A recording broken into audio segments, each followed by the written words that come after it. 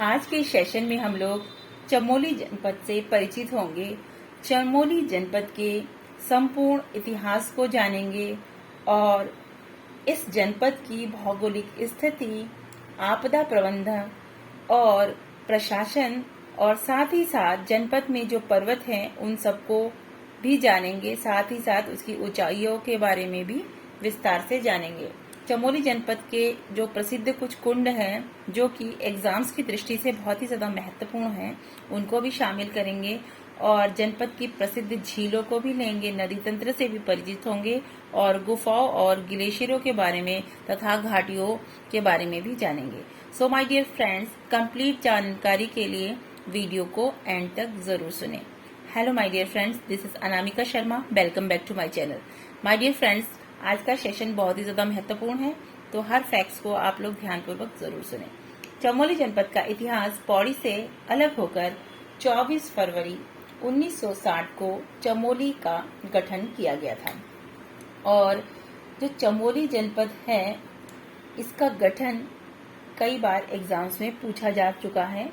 So my dear friends, आपको बिल्कुल याद रखना है कि इसका गठन हुआ था 24 फरवरी 1960 और चमोली का प्राचीन नाम है लाल सांगा। ये भी बहुत ही ज्यादा महत्वपूर्ण है। जुलाई 1970 को अलकनंदा में बाढ़ आने के कारण चमोली में बहुत नुकसान हुआ, जिस कारण चमोली में मुख्यालय गोपेश्वर बनाया गया। गोपेश्वर में जो है इसका मुख्यालय बनाया गया और तब से अब तक चमोली जिले का जो मुख्यालय है वो गोपेश्वर ही है। और गोपेश्वर का प्राचीन नाम की बात करें तो इसके प्राचीन नाम है गोपाला, गोथला और गोस्थल। बद्रीनाथ के पास गंधमादन पर्वत कश्यप ऋषि की कर्मभूमि थी और पुराणों के अनुसार बद्रीनाथ के पास व्यास गुफा में वेद व्यास जी ने महाभारत की रचना की थी। गोपेश्वर के रुद्र शिव मंदिर में 6ठी शताब्दी के नाग राजाओं के त्रिशूल लेख मिले और गोपेश्वर मंदिर विदिशा के नागवंशी राजा गणपति नाग ने हिमाद्री शैली में बनवाया था, जो कि बहुत ही महत्वपूर्ण है परीक्षाओं की दृष्टि से, क्योंकि मंदिरों की शैली एग्जाम्स में कई बार पूछी जा चुकी है। इसीलिए आपको इसका भी ध्यान रखना है। जिसका प्राचीन नाम है रुद्र महालय। कौन से मंदिर का?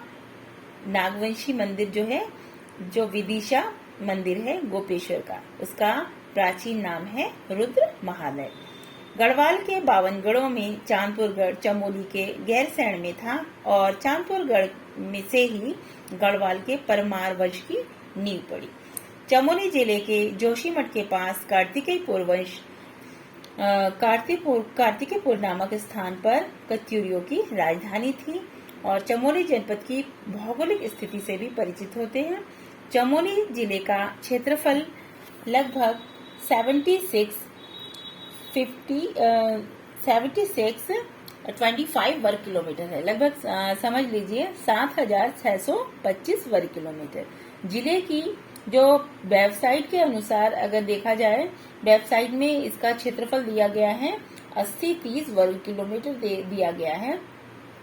तो आप लोग ऑप्शन को देख के ही आंसर को फाइंड आउट कर सकते हैं। ठीक है। चमोली जनपद क्षेत्रफल की दृष्टि से राज्य में दूसरा बड़ा जनपद है। आयोग के अनुसार जो है चमोली को सेकंड जो बड़ा जनपद घोषित किया गया है, परंतु कुछ किताबों में आपको मिलेगा कि चमोली जनपद पहला सबसे बड़ा जनपद है। लेकिन आयोग के अनुसार अगर आयोग इस बात को मानता है कि ये सेकंड बड़ा है।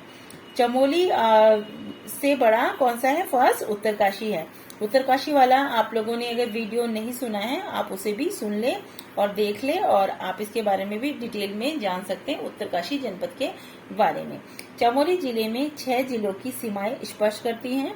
कुमाऊं मंडल 3 जिलों की सीमाएं चमोली जिले से स्पर्श करती है। कुमाऊं मंडल की जो तीन जो है जिले हैं वो किससे स्पर्श करती है? चमोली से स्पर्श करती है। और चमोली राज्य का सर्वाधिक ऊसर भूमि वाला जिला है। प्रतिशत की दृष्टि से चमोली जिला राज्य का सबसे कम सिंचित क्षेत्रफल वाला जिला है। अब बात करते हैं चमोली जनपद में जो आपदा प्रबंधन है उससे भी परिचित होते हैं। चमोली जनपद में 29 मार्च 1999 29 मार्च 1999 में 6.8 रिएक्टर स्केल का भूकंप आया, जिससे यहाँ बहुत नुकसान हुआ था। और 1803 में बद्रीनाथ में 8 से 9 रिएक्टर स्केल का भूकंप आया, जो राज्य का सबसे बड़ा भूकंप था। अब जानते हैं चमोली जनपद के जो प्रशासन व्यवस्था है उसके बारे में। चमोली जिले की जो जनसंख्या है वो लगभग है 391 और 605। तो ये इतना ज्यादा महत्वपूर्ण नहीं है, फिर भी आप लोगों को ध्यान में रखना है इसके बारे में।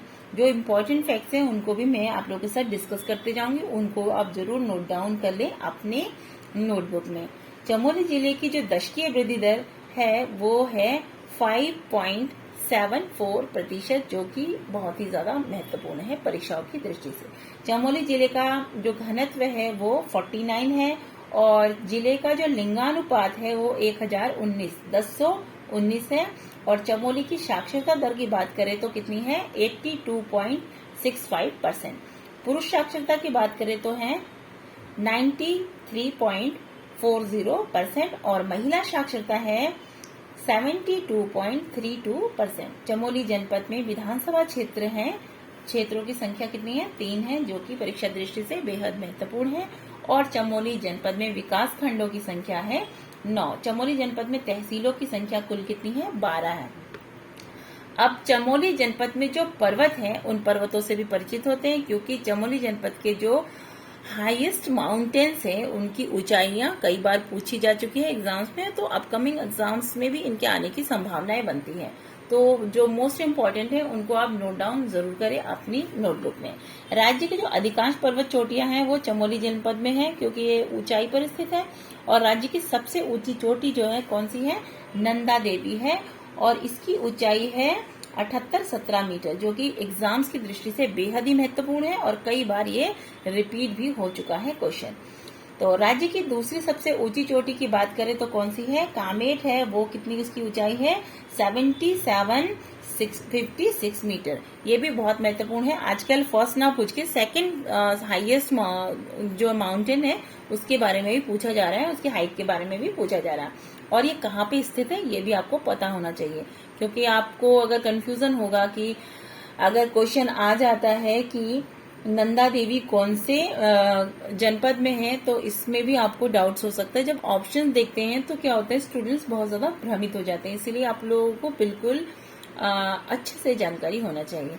तो माणा चोटी भी चमोली पे है और इसकी हाइट कितनी है 72 मीटर। और बद्रीनाथ चोटी भी चमोली में है और इसकी ऊंचाई है 71-40 मीटर। चौखंबा चोटी, त्रिशूल चोटी और बहुत सारी जो पर्वतमालाएं हैं वो कहाँ पे है, चमोली जनपद में है। लेकिन जो मोस्ट इम्पोर्टेंट है उनको ही हम लोग याद रखेंगे, जैसे कि आप लोग नंदा देवी का लिख लीजिए, कामेट का लिख लीजिए, और माणा का, और चौखंबा और त्रिशूल पर्वत का नोट डाउन अवश्य कर लीजिए। त्रिशूल पर्वत की ऊंचाई है कितनी 71-20 मीटर। अब बात करते हैं सतोपंथ पर्वत के बारे में, ये भी महत्वपूर्ण है। इसकी ऊंचाई है 70-84 मीटर। आप देख लीजिए कुछ पर्वतमालाएं हैं, उनकी हाइट ना पूछकर बस ये पूछ लिया जाता है कि किस जनपद में स्थित है, उनके बारे में भी डिस्कस करते हैं। दूनागिरी पर्वत है, ये नीलकंठ पर्वत है, और नंदा घुंगटी, हाथी पर्वत, और देवस्थान पर्वत और मुकुट पर्वत, ये सभी कहाँ पे है, चमोली जिले में स्थित है। गुन्नी पर्वत जो है वो चमोली व पिथौरागढ़ दोनों के मध्य में स्थित है। तो आप लोगों को अगर पूछ लिया जाता है कि गुन्नी पर्वत कहाँ स्थित है, तो आप ये देखिए कि ऑप्शन में क्या दिया है। ऑप्शन में अगर सिर्फ चमोली दिया होता है और अदर जनपद दिए हुए होते तो आपका आंसर चमोली होगा, और पिथौरागढ़ दिया हुआ है और उसमें चमोली नहीं है तो आपका आंसर पिथौरागढ़ ही होगा। उसके अकॉर्डिंग आपको आंसर को फाइंड आउट करना है। तो नंदाकोट पर्वत भी चमोली जनपद और पिथौरागढ़ के बीच में है, और नर पर्वत की जो ऊंचाई है वो कितनी है 5,841 मीटर है। ये भी पर्वतमाला की ऊंचाई भी बहुत ज्यादा महत्वपूर्ण है और ये कहाँ पर है, ये भी चमोली जनपद में ही स्थित है। और कुछ पर्वतमालाएं हैं जैसे कि नारायण मंदिर की नारायण पर्वत है और गौरी पर्वत है और गंधमादन पर्वत भी है और कौन सी है, स्लीपिंग लेडी पर्वत जो कि जोशीमठ में स्थित है। ये भी बहुत ही ज्यादा महत्वपूर्ण है, इसको भी कई बार पूछा जा चुका है एग्जाम्स में। अब बात करते हैं चमोली जनपद में जो प्रसिद्ध कुंड है उनके बारे में।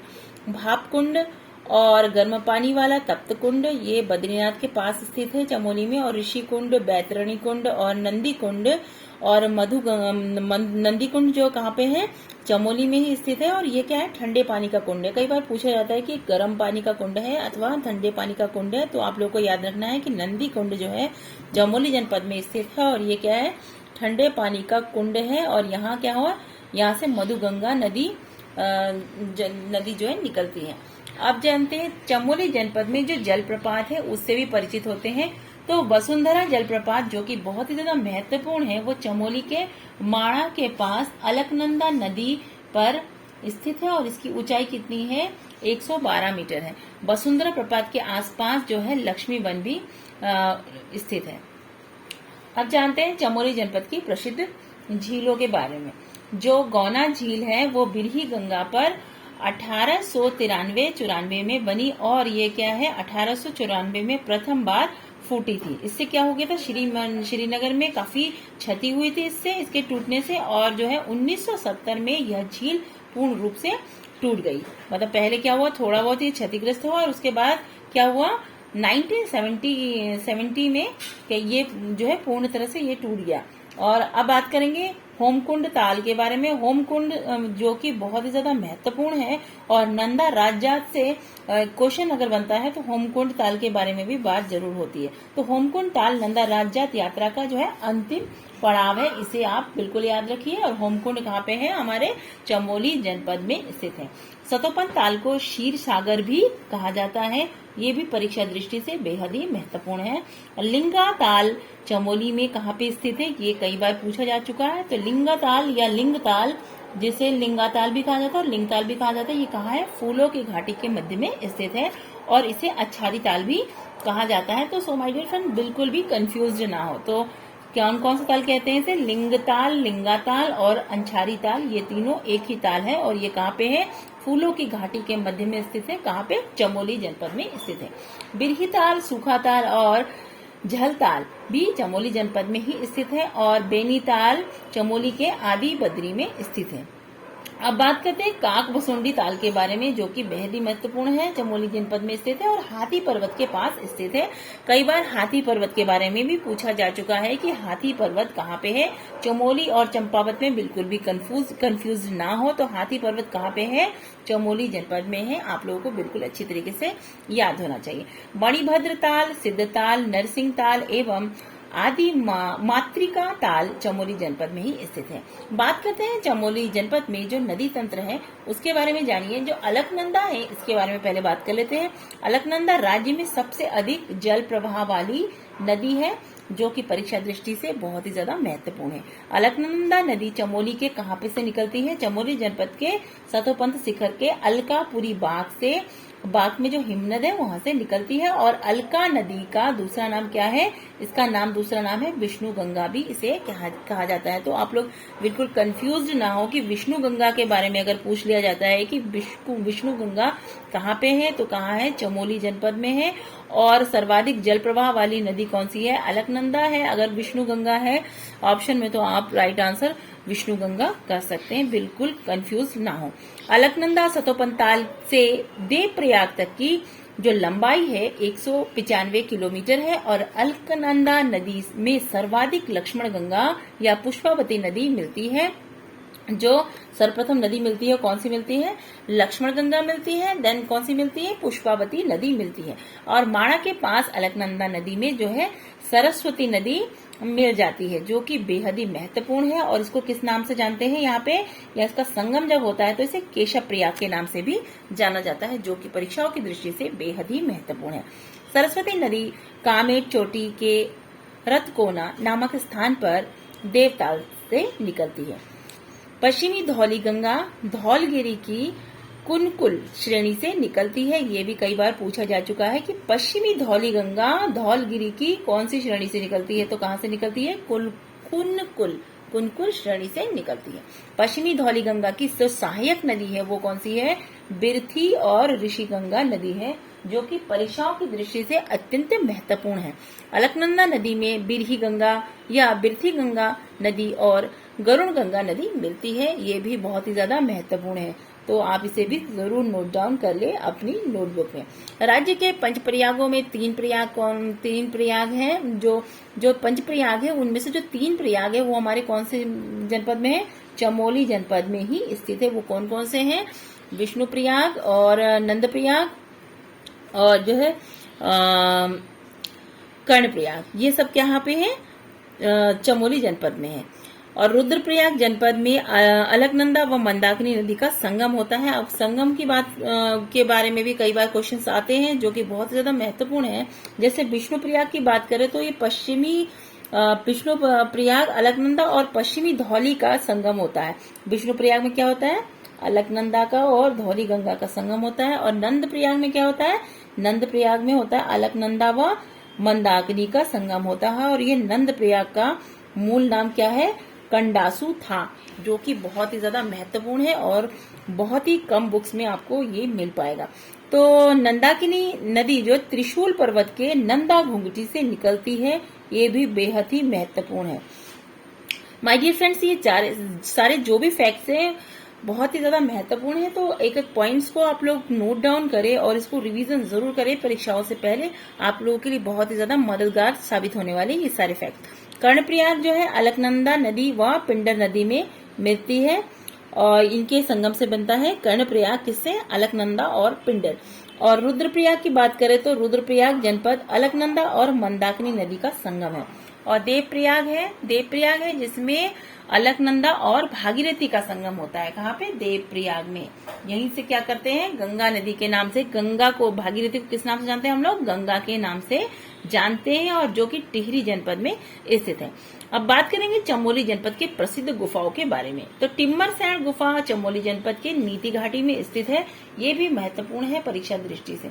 हनुमान गुफा लंगासू चमोली में स्थित है और राम गुफा बद्रीनाथ के पास स्थित है। मानेश्वर महादेव गुफा देवाल विकास खंड में रहस्यमयी गुफा है।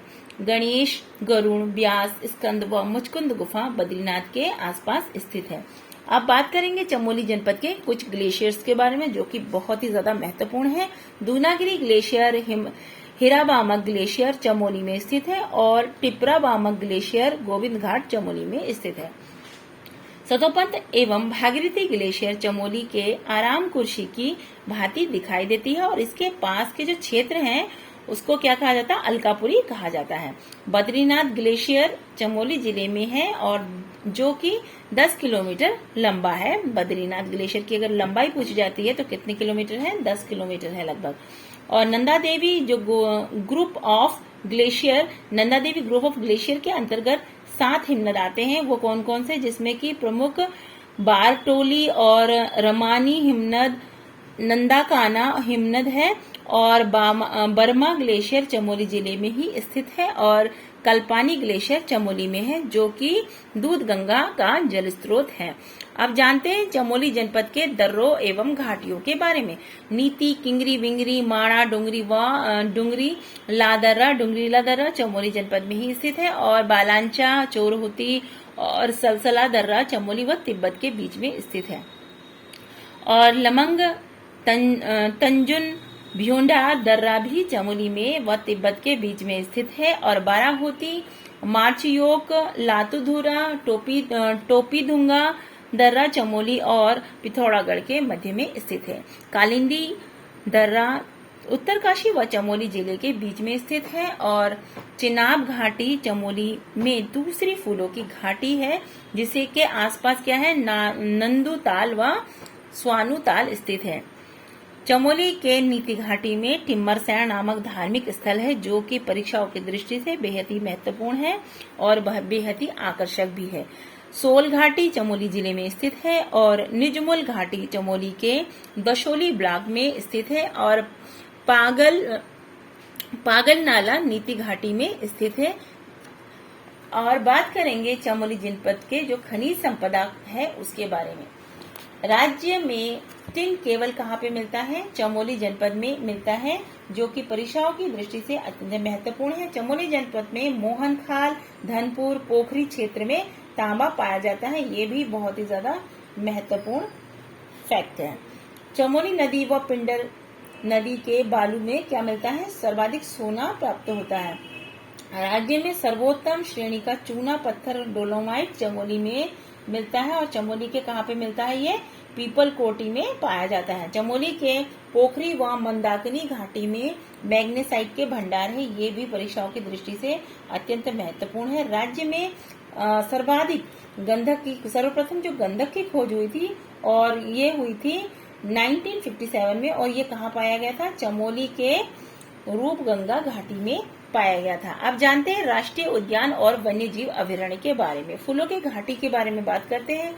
फूलों की घाटी राष्ट्रीय उद्यान चमोली के कहाँ पे स्थित है? नर एवं गंधमादन पर्वतों के मध्य में स्थित है। और यहाँ पे कौन सी नदी बहती है इसके मध्य से? पुष्पावती नदी बहती है। ये क्वेश्चन भी रिपीटेड है। तो फूलों की घाटी की खोज कब हुई थी इसके बारे में भी जान लीजिए। 1931 में हुई थी। और किसने की थी इसकी खोज? फ्रैंक स्माइथ नाम के एक व्यक्ति ने, जो पर्वतारोही थे, उसने करी थी। फूलों की घाटी राष्ट्रीय उद्यान 87.5 वर्ग किलोमीटर क्षेत्रफल में फैला हुआ है। और फ्रैंक स्माइथ की जो पुस्तक है द वैली ऑफ फ्लावर्स है, इसमें जो है इसने जो है इस घाटी की चर्चा भी की थी। फ्रैंक स्माइथ फूलों की घाटी से कितने प्रकार के फूलों के बीज लेके गए थे, ये भी क्वेश्चन पूछा जा चुका है प्रीवियस ईयर के क्वेश्चन पेपर में। तो 250 किस्म के जो पुष्प के बीज हैं अपने साथ कहाँ ले गए थे? ऑस्ट्रेलिया ले गए थे। फूलों की घाटी को 1982 में राष्ट्रीय उद्यान घोषित किया गया। ये भी क्वेश्चन बहुत ही ज्यादा महत्वपूर्ण है। तो कब घोषित किया गया राष्ट्रीय उद्यान? 1982। फूलों की घाटी में 14 जुलाई 2005 को यूनेस्को में विश्व धरोहर जो है सूची में इसको जो है शामिल किया। ये भी बहुत ही ज्यादा महत्वपूर्ण है। कब किया? 14 जुलाई 2005। फूलों की घाटी को स्कंद पुराण में नंदन कानन कहा गया है। ये भी परीक्षाओं की दृष्टि से अत्यंत महत्वपूर्ण है। महाकवि कालिदास ने मेघदूत में फूलों की घाटी को अलका कहा है। और फूलों की घाटी का उपनाम क्या है? केदारज्यू, बैकुंठ, भुयुंडार, पुष्पावली और फ्रैंक स्माइथ घाटी भी इसे कहा जाता है।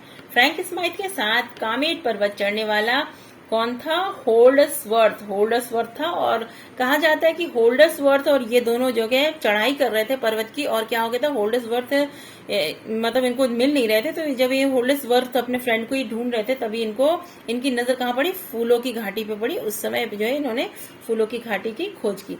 तो 1939 ईस्वी में लंदन से जो मार्गरेट एल्वा आई थी, मार्गरेट लेगी ने क्या किया था? फूलों की जो प्रजातियों का अध्ययन करने के लिए कब आई थी? वो 1939 में आई थी। तो फूलों की घाटी में फूलों के जो खिलने का समय है वो लगभग कब है?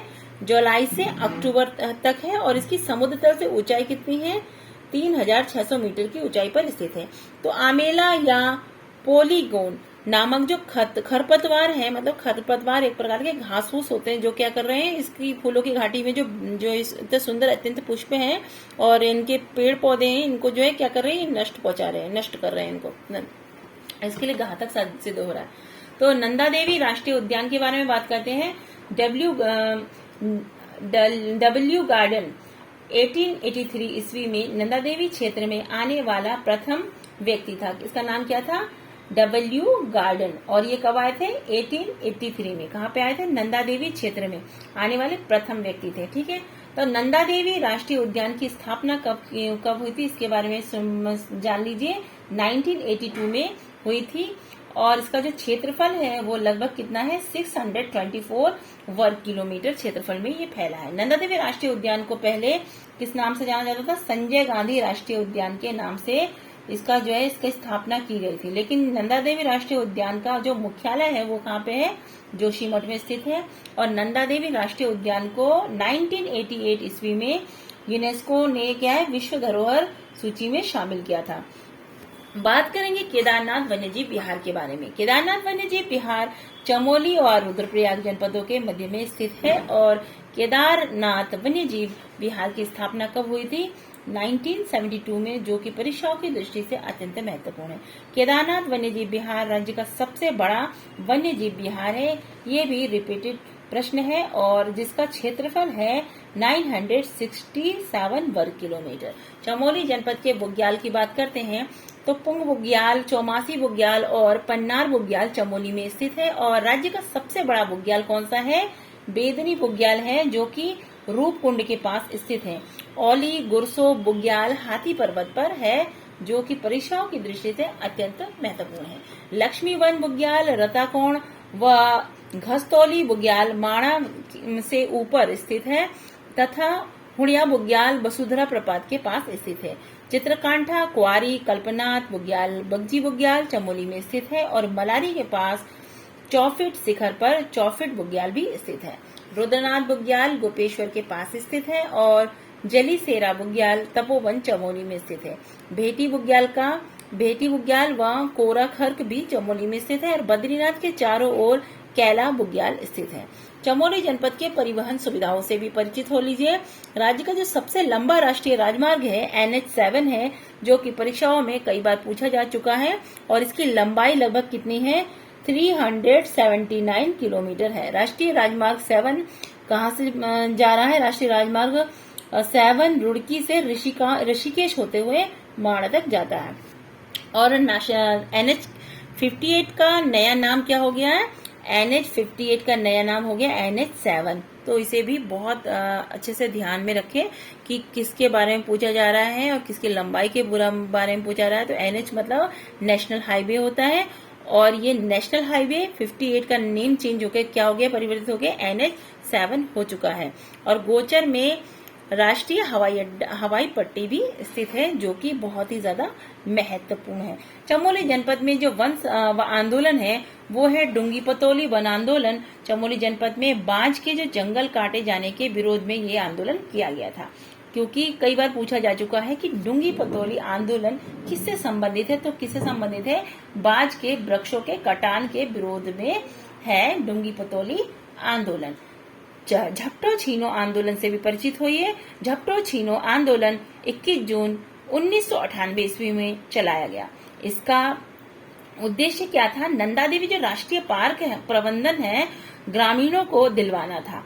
और यह आंदोलन लाता गांव में हुआ, जिसमें ग्रामीण लोगों ने अपने पशुओं को नंदा देवी राष्ट्रीय पार्क में छोड़ दिया था। ये भी बहुत ही ज्यादा महत्वपूर्ण है, इसको भी आप याद रखिएगा। तो मैती आंदोलन के बारे में बात करते हैं। मैती आंदोलन के बारे में आप लोग ये जान लीजिए, अगर आप लोगों ने मेरा वीडियो नहीं देखा है मैती आंदोलन से संबंधित, तो मैं आप लोगों से ये कहूंगी कि मैती आंदोलन वाला वो वीडियो जरूर देख लें, क्योंकि उसमें मैंने बिल्कुल डिटेल से इसके बारे में जानकारी दी है। तो अब हम लोग थोड़ा सा मेन टॉपिक्स के बारे में इससे चर्चा कर लेते हैं मैती आंदोलन के बारे में। तो मैती आंदोलन 1996 में शुरू हुआ, 1996 में। और इस आंदोलन के जो प्रवर्तक थे वो कौन थे? ग्वालदम इंटर कॉलेज के शिक्षक कल्याण सिंह रावत जी थे। और इस आंदोलन के तहत क्या होता था? विवाह अवसर पर वर वधू पौधा रोपते थे और जिसकी रक्षा कौन करते थे? लड़की के मायके वाले करते थे। और मैती आंदोलन को मूर्त रूप हिमालय वन्य जीव संस्थान द्वारा दिया गया।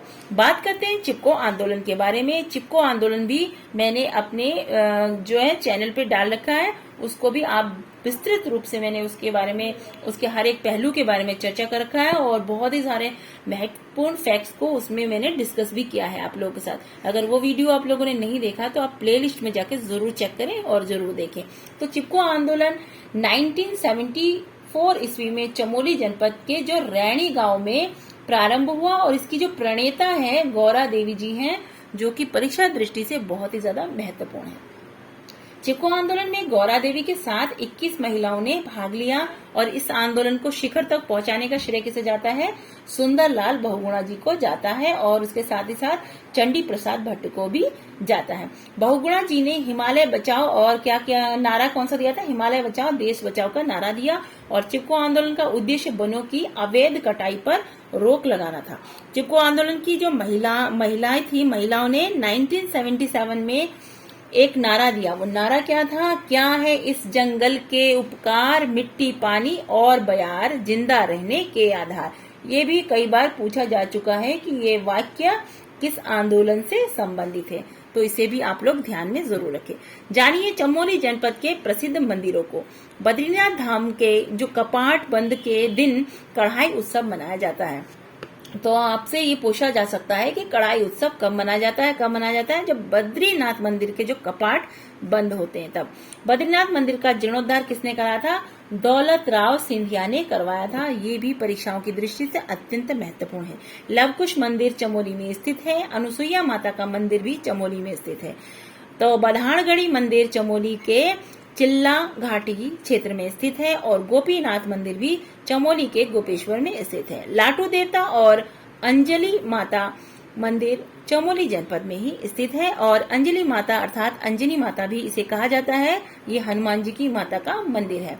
और पनेश्वर देवालय चमोली के गोचर में स्थित है। बात करेंगे चमोली जनपद के प्रसिद्ध पर्यटक स्थल के बारे में। जानिए ग्वालदम के बारे में। ग्वालदम चमोली व बागेश्वर की सीमा पर स्थित पर्यटक स्थल है जो कि प्राकृतिक सौंदर्य के लिए काफी प्रसिद्ध है। ग्वालदम में सेब एवं चाय का उत्पादन होता है और ग्वालदम में एसएसबी का प्रशिक्षण केंद्र भी है जो कि परीक्षाओं की दृष्टि से अत्यंत महत्वपूर्ण है। बात करेंगे जोशीमठ के बारे में। जोशीमठ कत्यूरी राजाओं की राजधानी थी जो कि परीक्षाओं की दृष्टि से अत्यंत महत्वपूर्ण है, जिसका पुराना नाम क्या था? कार्तिकेयपुर था, जिसे शिव का ज्योतिर्लिंग स्थान भी कहा जाता है। जोशीमठ में आदि गुरु शंकराचार्य ने पूर्णागिरि देवी पीठ की स्थापना की थी। यहीं पर भगवान नरसिंह का एक मंदिर भी स्थित है जो कि परीक्षाओं की दृष्टि से बेहद महत्वपूर्ण है। शीतकाल में बद्रीनाथ भगवान की जो पूजा है वो जोशीमठ के नरसिंह मंदिर में होती है। ये भी रिपीटेड क्वेश्चन है, प्रीवियस ईयर के क्वेश्चन पेपर में ये भी पूछा गया था। जोशीमठ में सहतूत वृक्ष के नीचे शंकराचार्य जी को ज्ञान की प्राप्ति हुई थी। कौन से वृक्ष के नीचे हुई थी? सहतूत वृक्ष के नीचे। माय डियर फ्रेंड्स, इसे आप बिल्कुल अच्छे से याद रखें। और यह 200 वर्ष पुराना कल्प वृक्ष भी स्थित है। अब आदि गुरु शंकराचार्य के बाद ज्योतिर्मठ के जो प्रथम शंकराचार्य हुए वो उनका नाम क्या था? त्रोटकाचार्य था। जोशीमठ के पास क्वारी पास है और जिसे जो है करजन ट्रेल मार्ग भी कहा जाता है। यहीं पर शंकराचार्य व टोटकाचार्य की एक गुफा भी स्थित है। और जोशीमठ में प्रवेश करते ही जोगी झरना दिखाई देता है। जोगी झरना भी बहुत ही ज्यादा महत्वपूर्ण है कि जोगी झरना कहाँ पे है, तो जोशीमठ चमोली में स्थित है। जोशीमठ के कुछ दूरी पर सलधर गरम झरना है। ये इसमें सलधर जो झरना है इसमें पानी कैसा होता है? इसका गर्म होता है, ठीक है। तो मणिकर्णिका कुंड कहाँ पे है? जोशीमठ चमोली में स्थित है। बात करेंगे गोचर शहर के बारे में। गोचर चमोली जिले का एक कस्बा है जो 7 पहाड़ियों से घिरा है और गोचर अलकनंदा नदी के तट पर बसा हुआ है जो कि बहुत ही सुंदर और मनोरम हिल स्टेशन है। 1920 ईस्वी में लेडी विलिंगटन यहाँ हवाई मार्ग से उतरी थी और तब इस शहर को पहचान मिली। इसी ने जो है इसको प्रसिद्धि दिलाई थी इन्हीं ने। तो लेडी विलिंगटन ने गोचर में चरागाह निर्माण के लिए किसानों को प्रेरित किया, यहाँ के लोगों को। और 1938 ईस्वी में पंडित नेहरू गोचर भी आए थे। तो ये भी पूछा जा चुका है कि गोचर में पंडित नेहरू कब आए थे? 1938 ईस्वी में। नेहरू जी के जन्मदिन पर 14 नवंबर 1943 ईस्वी को गोचर औद्योगिक मेले का प्रारंभ कमिश्नर बर्नेडी के द्वारा प्रारंभ किया गया था जो कि परीक्षाओं की दृष्टि से अत्यंत महत्वपूर्ण है। 2019 में गोचर को स्वच्छ गंगा टाउन का पुरस्कार भी दिया गया है जो कि बहुत ही ज्यादा महत्वपूर्ण है, तो आप इसे नोट डाउन जरूर कर लें। और जानते हैं पर्यटक स्थल औली के बारे में। औली जो है चमोली जिले में एक प्रसिद्ध पर्यटक स्थल है। यहाँ स्कीइंग खेलों के लिए सबसे लोकप्रिय स्थल है।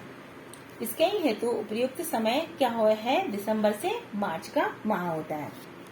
औली नंदाकिनी, कामेट, हाथी और गौरी पर्वतों से घिरा है और गढ़वाल मंडल विकास निगम द्वारा औली को 1987 ईस्वी में स्कीइंग महोत्सव मनाया गया था, गढ़वाल मंडल विकास निगम के द्वारा। तो तो ओली परियोजना का जो शुभारंभ हुआ था जुलाई 1983 में हुआ था। तत्कालीन प्रधानमंत्री इंदिरा गांधी के द्वारा ये कार्य किया गया था और 1990 अक्टूबर 1993 ईस्वी में ओली को शीतकालीन क्रीड़ा स्थल एवं रज्जू मार्ग का कार्य पूर्ण हुआ और यह एशिया का सबसे लंबा और ऊंचा रोपवे है, जिसकी लंबाई कितनी है 4.15 किलोमीटर है। 2004 में सैफ खेलों का आयोजन ओली में हुआ था, ये भी बहुत ही ज्यादा महत्वपूर्ण है। ओली के पास गुरसो बुग्याल और चिनाव झील भी स्थित है और दयाली सेरा नामक स्थान ओली चमोली में स्थित है। पर्यटक स्थल माणा के बारे में बात करते हैं। माणा गांव चमोली जिले में स्थित राज्य का अंतिम गांव है, ये भी बहुत ही ज्यादा महत्वपूर्ण है। पुराणों में माणा को क्या कहा गया है? मणिभद्रपुरी कहा गया है और माणा के पास केशव प्रयाग, सरस्वती और अलकनंदा नदी के संगम पर स्थित है, ये भी बहुत महत्वपूर्ण है। माणा के पास सरस्वती नदी का पाषाण शिला पुल भीम पुल है और माणा में मारछा जनजाति का ग्रीष्मकालीन आवास भी स्थित है। माणा गांव में माता मूर्ति का मंदिर है, जिन्हें बद्रीनाथ की माता कहा जाता है, ये भी बहुत ही ज्यादा महत्वपूर्ण है। और यहाँ पर क्या है? घंटा कर्ण का मंदिर भी स्थित है। माणा के पास नीलकंठ चोटी है। जानेंगे रूपकुंड के बारे में। रूपकुंड चमोली में रहस्यमयी ताल है और इसे कंकाली ताल भी कहा जाता है, क्योंकि यहाँ हजारों कंकाल पाए गए हैं।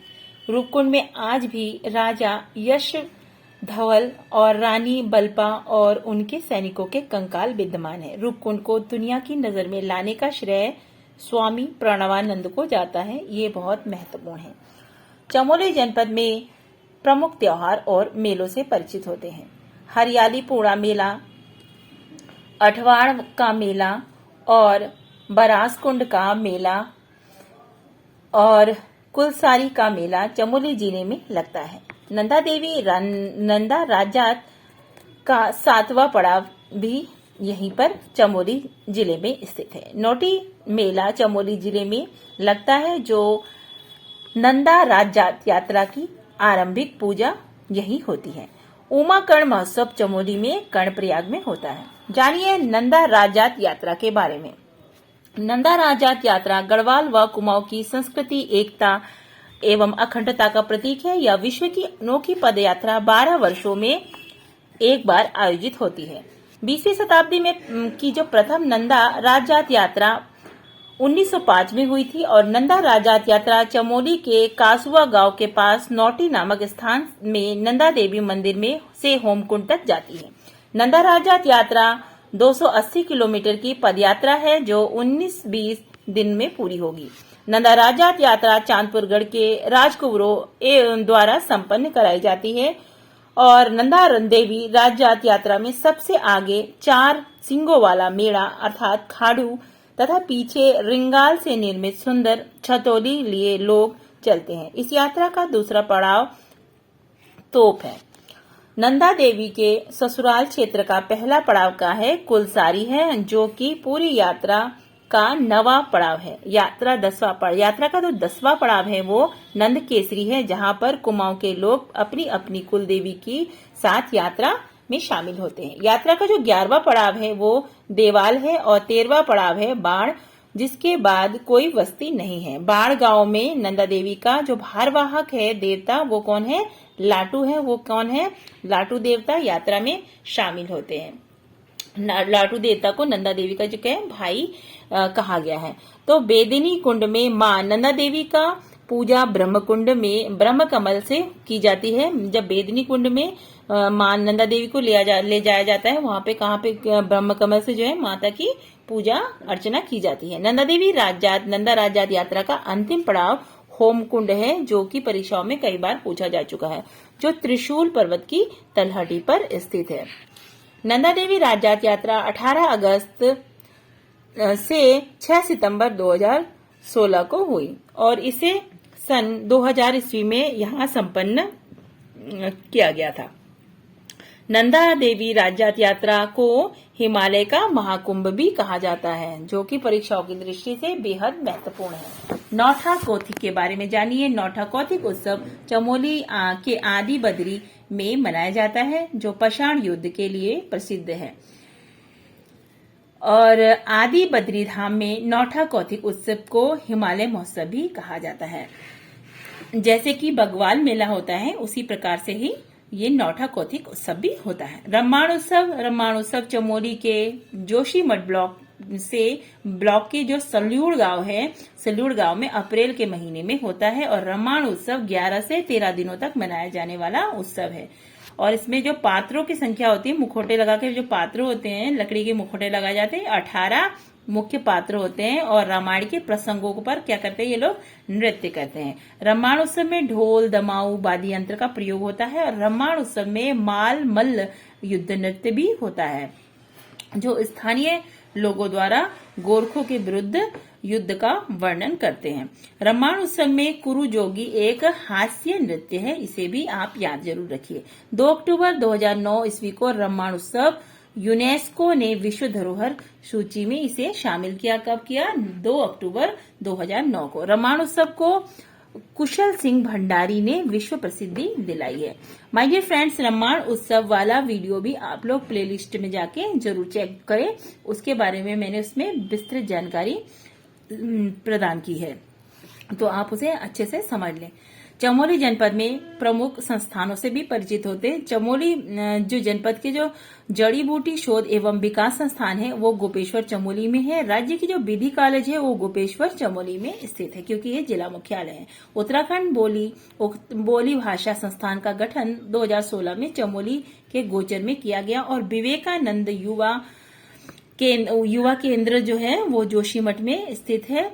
ये क्या है? एक गैर सरकारी संगठन है। जय नंदा देवी स्वरोजगार शिक्षण संस्थान पीपल कोटी में गैर सरकारी संगठन है। इंस्टीट्यूट ऑफ टेक्नोलॉजी गोपेश्वर में स्थित है। बात करते हैं चमोली जनपद भाषा, बोली एवं समाचार पत्र के बारे में। नागपुरिया बोली चमोली में बोली जाती है। और दसोलिया बोली भी चमोली के दसोली पट्टी में बोली जाती है। लोहब्या बोली गैरसैंण के आसपास बोली जाती है। और बधाड़ बोली नंदाकिनी पर्वत के आसपास के क्षेत्रों में बोली जाती है। सैलजा दर्शन समाचार पत्र जोशीमठ से प्रकाशित होता है। और देवभूमि समाचार पत्र नंदप्रयाग से प्रकाशित होने वाला समाचार पत्र है। बात करेंगे चमोली जनपद में ऊर्जा संसाधनों के बारे में, तो राजभक्ति परियोजना नंदा देवी पर है। और विष्णुगाड़ पीपलकोटी जल विद्युत परियोजना अलकनंदा नदी पर, जो चमोली में स्थित है। यह परियोजना 444 मेगावाट की है। ऋषिगंगा परियोजना चमोली में है। और बगोली डैम पिंडर नदी पर चमोली में स्थित है। मेलखेत डैम भी पाडुली डैम चमोली में पिंडर नदी में स्थित है। और देवसारी जल विद्युत परियोजना 252 मेगावाट की पिंडर नदी पर स्थित है, जो सतलज जल विद्युत निगम लिमिटेड द्वारा संचालित है। देवसारी परियोजना को रन ऑफ रिवर तकनीक या सुरंग प्रणाली से विकसित किया जा रहा है। लाटा परियोजना अलकनंदा नदी पर है। और उर्गम परियोजना कल्पगंगा पर चमोली जिले में स्थित है। तपोवन विष्णुगाड़ परियोजना 520 मेगावाट की धौलीगंगा पर है। और मोहना ताल जल विद्युत परियोजना 60 मेगावाट की बिरही गंगा पर है। और झेलम तमक जल विद्युत परियोजना चमोली के धौलीगंगा नदी पर है। मझेरी झेलम परियोजना धौलीगंगा पर 144 मेगावाट की है। चमोली जनपद में खेल खिलाड़ी और व्यक्तियों के बारे में जानते हैं, प्रमुख व्यक्तित्व के बारे में। चंडी प्रसाद भट्ट पर्यावरणविद का जन्म जो है 1934 ईस्वी में चमोली जनपद के गोपेश्वर गांव में हुआ था। और रूपा देवी को बुग्यालों की मदर टेरेसा कहा जाता है, जो कि परीक्षाओं में कई बार पूछा जा चुका है। और यह भी मूल रूप से कहाँ की है? चमोली जनपद की निवासी थी। चमोली में चिपको बुमन गौरा देवी का संबंध भी चमोली जनपद के रैणी गांव से है। और दरवान सिंह नेगी, जो कि प्रथम विश्व युद्ध में फ्रांस में तैनात प्रथम उत्तराखंडी थे, जिन्हें विक्टोरिया क्रॉस से सम्मानित किया गया था, ये भी चमोली जनपद के निवासी थे। श्रीधर किमोठी आजाद उपनाम से जाने जाते जाने जाते थे, ये भी चमोली जनपद में के निवासी थे। और भवानी दत्त जोशी 9 गढ़वाल राइफल में सैनिक जो कि 1984 ईस्वी में ऑपरेशन ब्लू स्टार अमृतसर में शहीद हुए थे, जिसके लिए उन्हें अशोक चक्र से भी सम्मानित किया गया था। ये भी चमोली जनपद के ही हैं। तो परिमार्जन नेगी के बारे में जानते हैं। जो परिमार्जन नेगी है वो शतरंज के खिलाड़ी हैं और इनका संबंध भी चमोली जनपद से ही है। और परिमार्जन नेगी सबसे कम उम्र के ग्रैंड इंटरनेशनल मास्टर बने और परिवारजन नेगी को 2010 को अर्जुन पुरस्कार के साथ जो है सम्मानित किया गया, जो कि परीक्षाओं में कई बार पूछा जा चुका है और अपकमिंग एग्जाम्स में आने की भी पूर्ण संभावना बनती है। अब जानते हैं बैरिस्टर मुकुंदी लाल के बारे में। इनका जन्म 1885 ईस्वी में चमोली में हुआ था और मौलाराम के जो चित्रों को प्रसिद्धि दिलाने की जो मुख्य भूमिका थी इन्हीं की थी। गढ़वाल पेंटिंग पुस्तक के प्रकाशक भी यही थे और इन्होंने कब किया था इसका प्रकाशन? 1969 में। 1922 ईस्वी में लैंसडाउन में तरुण कुमाऊं मासिक पत्रिका का संपादन भी इन्होंने किया। बीरचंद सिंह गढ़वाली की ओर से मुकुंदी लाल ने केस लड़ा और 1923 व 1926 में स्वराज दल के टिकट पर गढ़वाल से चुनाव भी इन्होंने जीता। कोटद्वार में स्थित मुकुंदी लाल के घर को भारतीय भवन के नाम से जाना जाता है। ये भी परीक्षाओं की दृष्टि से बहुत ही महत्वपूर्ण है, जो एक पक्षियों व फूलों का संग्रहालय है वर्तमान में। अनुसुईया प्रसाद बहुगुणा जी का संबंध भी चमोली जनपद से है और इन्हें गढ़ केसरी के नाम से जाना जाता है और इनका जन्म हुआ था 1864 ईस्वी में और इन्होंने 1918 ईस्वी में गढ़वाल कांग्रेस की स्थापना में मुख्य भूमिका निभाई थी और 1919 में अमृतसर वार्षिक कांग्रेस सम्मेलन में बैरिस्टर मुकुंदी लाल के साथ भाग लिया। श्रीनगर में 1921 में गढ़वाल नव युवक सम्मेलन नामक संगठन की स्थापना भी की। जानिए जनपद चमोली चमोली के विधानसभा क्षेत्रों की संख्या कितनी है? 3 है। कौन कौन से हैं इन पे भी हम लोग इनको भी जान लेते हैं। तो बद्रीनाथ, कर्णप्रयाग और जो थराली है, थराली जो है वो अनुसूचित जाति अर्थात एससी के लिए आरक्षित क्षेत्र है। और तहसीलों की बात करें इसके अंतर्गत तो तहसीलों की संख्या है 12। जिलासू, घाट, पोखरी, थराली, गैरसैंण, कर्णप्रयाग, जोशीमठ, नारायणबगड़, नंदप्रयाग और आदि बद्री, देवाल और चमोली। जानिए विकास खंडों के बारे में। इसके अंतर्गत विकास खंडों की संख्या है 8। देवाल, नारायणबगड़, दसौली, घाट, जोशीमठ, गैरसैंण, थराली और कर्णप्रयाग। माय डियर फ्रेंड्स, ये जानकारी आप लोगों को कैसी लगी कमेंट बॉक्स में जरूर बताएं और आप लोगों को अगर ये वीडियो और ये जानकारी पसंद आई है तो लाइक जरूर करें वीडियो को और अपने दोस्तों के साथ वीडियो को अधिक से अधिक शेयर जरूर करें। इस प्रकार के न्यू अपडेट्स को पाते रहने के लिए चैनल को सब्सक्राइब करने के साथ साथ बेल आइकन को भी प्रेस कर लें।